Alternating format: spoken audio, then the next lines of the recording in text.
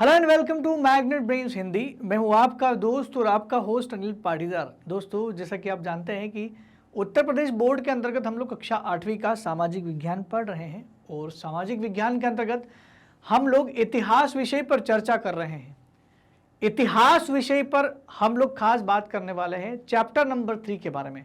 अध्याय नंबर 3 पर हम लोग कुछ वीडियोस बना चुके हैं और कुछ टॉपिक हमने कवर कर लिए हैं जिन्हें आप देख चुके होंगे। और हमारे इस चैप्टर का नाम है भारत में कंपनी राज्य का विस्तार। जो ईस्ट इंडिया कंपनी थी, इसने भारत में कैसे विस्तार किया, युद्धों के द्वारा, संधियों के द्वारा, जैसे भी विस्तार किया हमें वही पढ़ना है। तो हमने कुछ संधियां पढ़ी तो कुछ युद्ध भी पढ़े। आइए कुछ और युद्ध की चर्चा कर लेते हैं। बहुत सारों को ऐसा लगता है कि केवल भारत के राज्यों को उन्होंने हथियाया होगा, तो मैं आपको बता दूं कि भारत के दो पड़ोसी मुल्क जो आज की तारीख में देश हैं, नेपाल और म्यांमार जिसे पहले बर्मा कहा जाता था, तो नेपाल और बर्मा पर भी इन लोगों ने यानी अंग्रेजों ने कब्जा किया था। कैसे कब्जा किया, आइए समझते हैं। आज के इस वीडियो में इन्हीं दोनों देशों पर अंग्रेजी शासन का जो विस्तार हुआ था इसकी चर्चा करने वाले। इससे पहले कि मैं सेशन की शुरुआत करूं, मैं आपको बताना चाहूंगा कि मैग्नेट ब्रेन्स एक ऐसा प्लेटफॉर्म है जो आपको सभी प्रकार की वीडियो बिल्कुल फ्री आपको प्रोवाइड करता है। दोस्तों, आप चाहें तो हमारे इन वीडियो को हमारे YouTube channel magnet Brains Hindi में जाके देख सकते हैं। आप चाहें तो इन्हीं वीडियो को हमारे वेबसाइट magnetbrains.com पर भी देख सकते हैं। दोस्तों, हमारा एक ऐप भी है, MB ऐप मैग्नेट ब्रेन्स है, जो आपको गूगल प्ले स्टोर पर मिल जाएगा। आप चाहें तो हमारे ऐप से जाकर भी पढ़ाई कर सकते हैं। आप बस पढ़ाई करने की इच्छा जागृत करें, मैग्नेट ब्रेन्स हमेशा आपके साथ है। आइए शुरुआत करते हैं सेशन की। अंग्रेजों का नेपाल और बर्मा से युद्ध क्या हुआ, तो सबसे पहले नेपाल की बात करेंगे। नेपाल देश भारत का एक पड़ोसी मुल्क है और बहुत शांत मुल्क है। आज की तारीख में तो हम लोग देखते हैं, सब जानते ही हैं। तो नेपाल युद्ध जो हुआ था वो 1814 से 1816 के बीच में हुआ था। 1816 और 1814 से 1816 तक चला। और किन के बीच में हुआ था, तो लॉर्ड हेस्टिंग, उस समय वॉरेन हेस्टिंग्स अलग थे और लॉर्ड हेस्टिंग अलग था, तो इसलिए आपको सन अलग अलग दिख रहे होंगे। लॉर्ड हेस्टिंग उस समय देश के गवर्नर जनरल थे और इनके साथ गोरखा का युद्ध हुआ। ये गोरखा वही है जिनका गोरखा वाला एरिया आज भारत में भी है। भारत में गोरखा रेजिमेंट भी है, आपने नाम सुना होगा। और पश्चिम बंगाल, असम के आसपास से सटे हुए क्षेत्र में बहुत सारे लोग नेपाली बोलते हैं, वो सब गोरखा ही हैं। सन 1814 में गोरखा द्वारा अंग्रेज के अधीन बस्ती जिले के निकट शिवराज और बुटवाल क्षेत्रों पर अधिकार कर लिया। तो गोरखाओं ने गोरखा द्वारा अंग्रेजों के जो कुछ जिले थे, कुछ बस्तियां थी, उन पर गोरखा ने अधिकार कर लिया। अब आप अंग्रेज जो ऑलरेडी बड़ी बड़ी शासन, बड़ी बड़ी सत्ताओं को हराते आ रहे हैं, उनका आप चीज कब्जा में कर लोगे तो जाहिर सी बात है अंग्रेज तो आपको हराएंगे ही। अंत में ही हुआ कि अंग्रेज और गोरखा का युद्ध हुआ और गोरखा अंततः पराजित हुए, लेकिन गोरखा बड़े वीरतापूर्ण लड़े। दोस्तों, इस बात से बिल्कुल नकारा नहीं जा सकता कि भले ही संख्या में कम हो रहे हो, लेकिन फिर भी अंग्रेजी साम्राज्य को ये तो पता चल गया होगा कि गोरखा जो हैं वो लड़ने में निपुण होते हैं। 1816 में दोनों के बीच में सिंगोली की संधि हुई और अंग्रेजों को गोरखाओं से कुमायूं गढ़वाल क्षेत्र, हिमालय पर्वत का तराई क्षेत्र मिल गया। तो ये गढ़वाल, कुमायूं, हिमालय का तराई क्षेत्र आज की तारीख में बिहार में है। कुमायूं और गढ़वाल का जो क्षेत्र है ये आपको मिल जाएगा आपके उत्तराखंड में। ये क्षेत्र पहले गोरखाओं के अंडर में हुआ करते होंगे, तो ये इस संधि के माध्यम से अंग्रेजों को चले गए। गोरखा द्वारा सिक्किम पर अधिकार को छोड़ना, और सिक्किम जो था उस पर भी गोरखाओं ने अपना अधिकार छोड़ दिया क्योंकि युद्ध में हार चुके थे। ये संगोली की संधि की वजह से हुआ था। नेपाल की राजधानी काठमांडू में एक अंग्रेज रेजिडेंट रहने लगा। अंग्रेज क्या करते थे, जिस भी राज्य को जीतते थे उस राज्य में अंग्रेज का एक अधिकारी, जो अंग्रेजों को उस राज्य में होने वाले सभी निर्णयों की जानकारी देता था, उस व्यक्ति को एक अधिकारी, एजेंट के नाम से जानते थे। और यही एजेंट उस राजा के इंटरनल मामलों में भी इंटरफेयर करता था। यानी राजा कोई भी डिसीजन लेगा तो उस डिसीजन लेते समय वो रेजिडेंट का उपस्थित होना बहुत ज़रूरी है।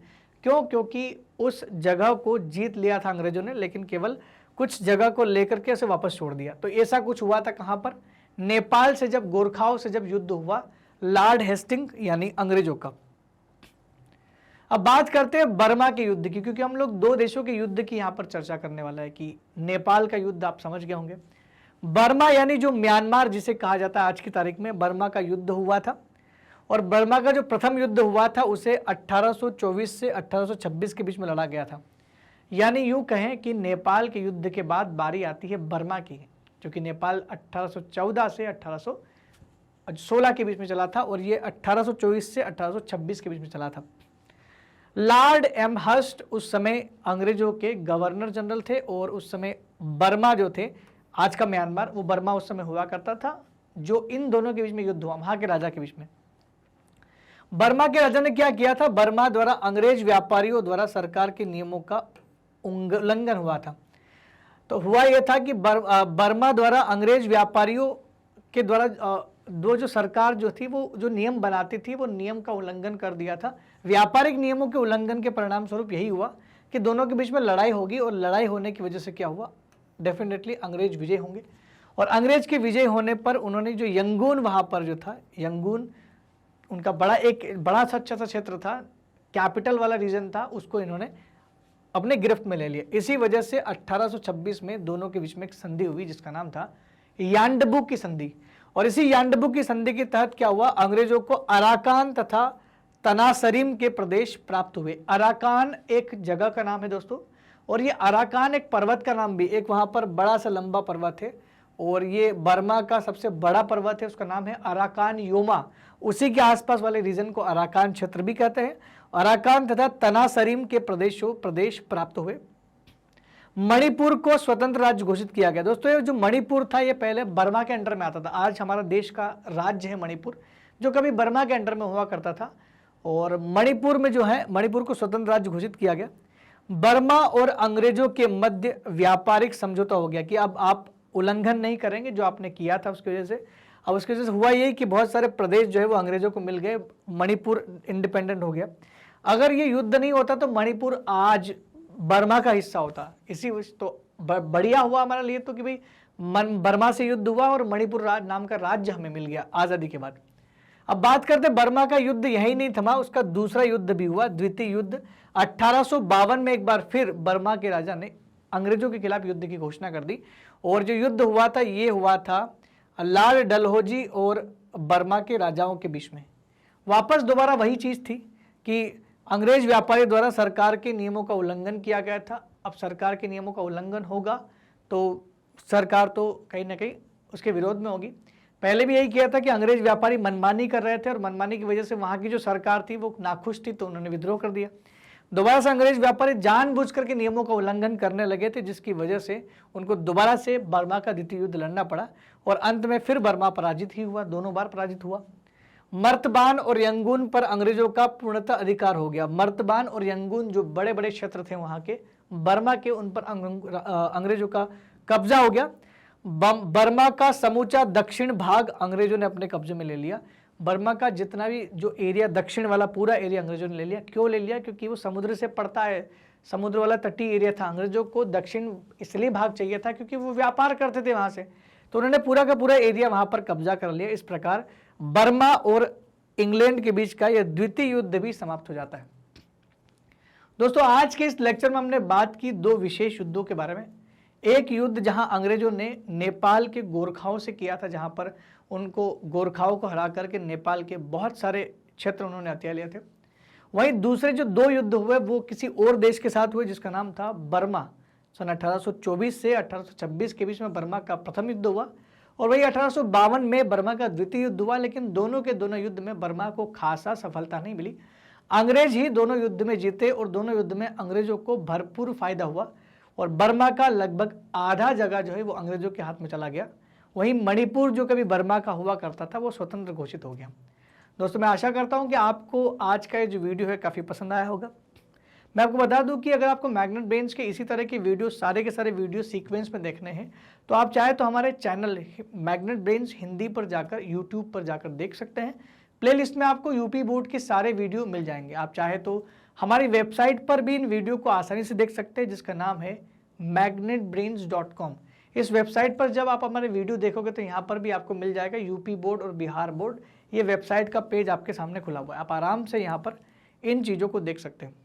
दोस्तों मैं आपको बताना चाहूँगा कि मैग्नेट ब्रेन्स कभी भी आपसे ये नहीं कहेगा कि 2 या 3 वीडियो के बाद आपसे कोई सब्सक्रिप्शन लिया जाए, पेड सब्सक्रिप्शन, या फिर किसी भी प्रकार का कोई जो पेमेंट आपसे करवाया जाए, मैग्नेट बेंच हमेशा फ्री ऑफ कॉस्ट प्रोवाइड करता है। नहीं कूपन कोड जैसी स्कीम्स कभी मैग्नेट बेंच लॉन्च करता है। मैग्नेट बेंच हमेशा आपको 100% फ्री वीडियो प्रोवाइड करता है। हमारी टीम आपको बहुत सारे कोर्सेज प्रोवाइड करती है, जैसे CBSE हिंदी और इंग्लिश मीडियम, जहाँ इंग्लिश मीडियम में किंडरगार्टन से 12th तक, तो हिंदी मीडियम में 7वीं से 12वीं तक सभी कोर्सेज NCERT के उपलब्ध हैं। NTSC ओलंपियाड जैसी परीक्षाओं की तैयारी करवाते हैं, CUET जैसी परीक्षाओं की तैयारी करवाते हैं, और उच्च प्रतियोगी परीक्षाएं जैसे IIT JEE और NEET जैसी परीक्षाओं की तैयारी भी मैग्नेट ब्रेन्स बिल्कुल फ्री ऑफ कॉस्ट करवाते हैं। इसके अलावा दोस्तों UP board, Bihar board, bank, insurance, SSC, UPSC, RRB, जेब और केब जैसी परीक्षाओं की तैयारी भी मैग्नेट ब्रेन्स के इस प्लेटफॉर्म के द्वारा आपको मुफ्त में प्रोवाइड की जा रही है। दोस्तों अगर आपको हमारे वीडियो बहुत अच्छा लग रहे हैं तो कृपया कमेंट सेक्शन में लिख के जरूर बताएं। साथ ही साथ हमारे चैनल को लाइक, शेयर और सब्सक्राइब करना बिल्कुल भी ना भूलें। तब तक के लिए दोस्तों धन्यवाद। Thank you very much.